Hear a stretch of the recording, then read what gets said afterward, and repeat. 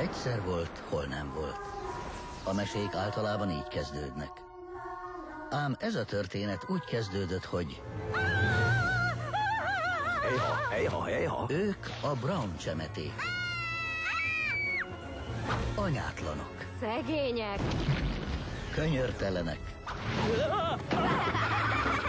És immár 17-szer dadátlanok. Kibírt nálunk teljes 3 napot, 8 órát és 47 percet. Betelt a pohár! Az ilyen gyerekeknél csak egyetlen megoldás van. És az nem lesz tetszetős. Jó estét. McPhee Dada vagyok. 17 dadától megszabadultunk. Ezt is el fogjuk űzni.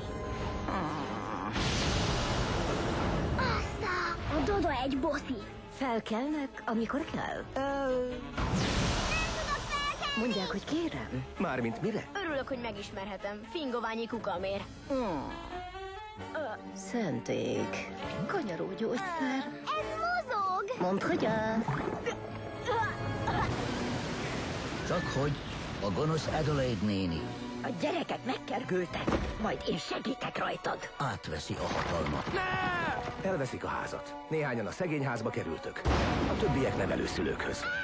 Én leszek az anyád. Az egyetlen reményük, McPhee dada, kell lesz nekünk. ha kimondják a bűvös szót. Kérlek. Segíthetek valamiben?